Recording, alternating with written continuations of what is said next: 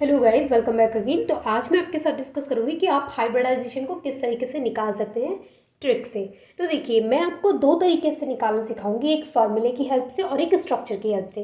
तो आज की इस वीडियो में मैं आपको बताऊंगी कि आप स्ट्रक्चर की हेल्प से और बहुत ही ईजी वे में किस तरीके से हाइब्रिडाइजेशन को फाइंड कर सकते हैं। तो देखिए, सबसे पहले मैं आपको बताऊंगी कि आपको कुछ पॉइंट्स याद रखने हैं। वो पॉइंट्स क्या हैं? तो सबसे पहले ट्रिक ये है कि सबसे पहले आपके पास कोई भी स्ट्रक्चर आता है। मान लीजिए आपके पास H2O का इस तरीके से कोई स्ट्रक्चर आता है। ये क्या है? H2O। ठीक है, आपके पास इस तरीके से कोई स्ट्रक्चर आता है। मान लीजिए कि आपके पास ऐसा कोई स्ट्रक्चर आता है और आपसे वो पूछता है उसमें कि इसका हाइब्रिडाइजेशन क्या होगा। चलिए, अगर इस तरीके से भी नहीं आता है, आपके पास ऐसे आता है H2O, आप पूछे वो आपसे कि ये जो H2O है इसका हाइब्रिडाइजेशन क्या होगा। तो सबसे पहले आपको क्या करना है? सबसे पहले आपको निकालना है Z। अब ये Z क्या है? तो Z इक्वल है number of attached atom and lone pair. देखिए, सबसे पहले मैंने आपको बताया कि जैसे आपके पास इस तरीके से या फिर इस तरीके से कोई एग्जाम्पल आता है कि आपसे पूछा जाता है कि H2O, या फिर इस तरीके से स्ट्रक्चर दे दिया जाता है तो आपसे पूछा जाता है कि जो H2O है उसका हाइब्रिडाइजेशन क्या होगा। तो आप कैसे बताएंगे? तो सबसे पहले आपको वहाँ पे पता करना पड़ेगा कि Z क्या है।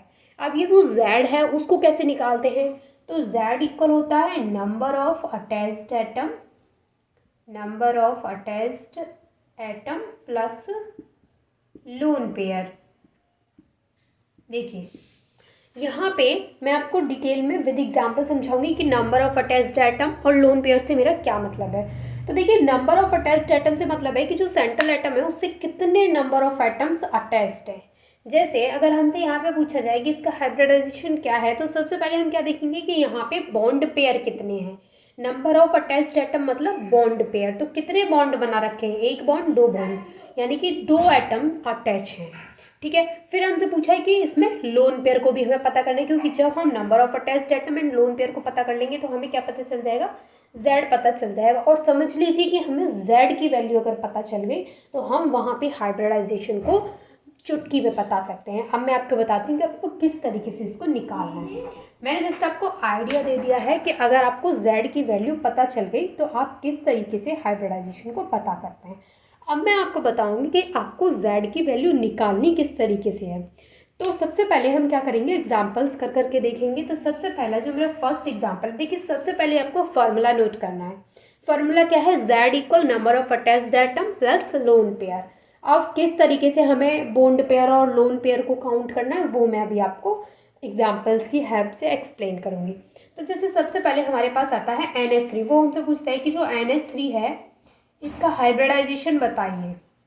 उसने मान लीजिए हमें उसने इस तरीके से स्ट्रक्चर दे दिया, या तो उसने हमें इस तरीके से स्ट्रक्चर दे दिया या फिर हो सकता है कि वो NH3 लिख के दे दे। तो सबसे पहले ये जो हमारा तरीका है हाइब्रिडाइजेशन को पता करने का, इसमें ना हमें उसका स्ट्रक्चर पता होना चाहिए। या तो हो सकता है कि वो स्ट्रक्चर ही दे दे तो हमें स्ट्रक्चर बनाने की ज़रूरत नहीं है, लेकिन अगर वो स्ट्रक्चर नहीं देगा तो हमको क्या करना पड़ेगा? उसका स्ट्रक्चर बनाना पड़ेगा और फिर उसमें देखने पड़ेंगे कि कितने बॉन्ड पेयर हैं और कितने लोन पेयर हैं। तो ये क्या है हमारे? ये हमारे बॉन्ड पेयर हैं और ये क्या है? ये लोन पेयर हैं। तो इस तरीके से हमें पता करना पड़ेगा। अब बात यहाँ पर ये भी आती है कि इतने सारे स्ट्रक्चर्स हमको कैसे पता होंगे। ये बात भी सही है, इसीलिए जो इसका दूसरा तरीका है वो है कि हम इसको फॉर्मूले की हेल्प से निकाल सकते हैं। तो वो मैं आपको नेक्स्ट वीडियो में बताऊंगी, लेकिन ये वाला जो तरीका है वो फॉर्मूले से भी ज़्यादा ईजी है।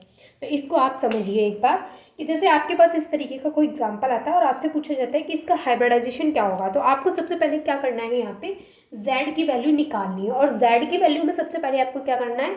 नंबर ऑफ अटैच्ड एटम, यानी कितने एटम्स यहाँ पर अटैच हैं इस सेंट्रल एटम से, और उस पर कितने लोन पेयर हैं। अब देखिए, यहाँ पर बात ये आती है कि हम क्या करेंगे। सबसे पहले यहाँ पे जो बॉन्ड पेयर है, बॉन्ड पेयर मतलब जिन्होंने बॉन्ड बना रखे हैं, तो सबसे पहले हम बॉन्ड पेयर को काउंट करेंगे। तो 1 2 3, 3 क्या है यहाँ पे? Bond pair, plus lone pair कितना है यहाँ पे? लोन पेयर तो सिर्फ एक ही है, ये वाला क्या है? Lone pair. ये ऊपर की साइड ये हो गया लोन पेयर, तो लोन पेयर सिर्फ एक है। तो यहाँ पे Z की वैल्यू क्या आ गई? Z की वैल्यू आ गई 4। समझ में आया कुछ? Z की वैल्यू क्या आ गई? 4। देखिए, मैं आपको अच्छे से अभी एक्सप्लेन करूँगी, आपको जब काफ़ी सारे एग्जांपल्स कराऊंगी तो आपको अच्छे से क्लियर हो जाएगा कि Z की वैल्यू को हमें किस तरीके से फाइंड आउट करना है। तो सबसे पहले हमने क्या किया, हमारे पास एक ही एग्जाम्पल था, हमने वहाँ पे z की वैल्यू को कैलकुलेट कर लिया। अब z की वैल्यू तो हमें पता चल गई, लेकिन z की वैल्यू से कैसे पता चलेगा कि हाइब्रिडाइजेशन क्या होगा। तो z की वैल्यू से हमें कैसे पता चलेगा, देखिए यहाँ पे आपको एक छोटी सी ये मैं यहाँ पे कुछ चीज़ें नोट कर रही हूँ जो कि इम्पॉर्टेंट है, तो वो आप नोट कर लीजिएगा या फिर वो आप याद भी कर सकते हैं। तो देखिए जैसे z इक्वल अगर 2 आता है, z इक्वल अगर 2 आता है या फिर 3 आता है या फिर 4 आता है या फिर 5 आता है, तो हम किस तरीके से बताएंगे कि क्या हाइब्रिडाइजेशन होगा यहाँ पे, है ना। देखिए अगर z इक्वल 2 आता है, यानी अगर हमने जैसे हमारे पास कोई भी, जैसे हमारे पास ये वाला मॉलिक्यूल था यहाँ पे, तो इस तरीके से हमारे पास कोई भी स्ट्रक्चर आता है और उसमें z की वैल्यू अगर 2 आती है, तो z की वैल्यू 2 आएगी, तो हमेशा याद रखिएगा हाइब्रिडाइजेशन sp होगा। z की वैल्यू अगर 3 आएगी तो हाइब्रिडाइजेशन sp2 होगा। z की वैल्यू अगर 4 आएगी तो हाइब्रिडाइजेशन sp3 होगा। z की वैल्यू अगर 5 आएगी तो हाइब्रिडाइजेशन sp3d होगा। z की वैल्यू अगर 6 आएगी तो हाइब्रिडाइजेशन sp3d2 होगा। z की वैल्यू अगर 7 आएगी तो हाइब्रिडाइजेशन sp3d3 होगा। और z की वैल्यू अगर 8 आएगी तो हाइब्रिडाइजेशन sp3d4 होगा। क्लियर, यहाँ तक चीज़ें क्लियर। देखिए ये याद करना बहुत ज़्यादा टफ नहीं है, क्योंकि आप इस तरीके से याद रख सकते हैं कि 2 से हमें स्टार्ट करना है।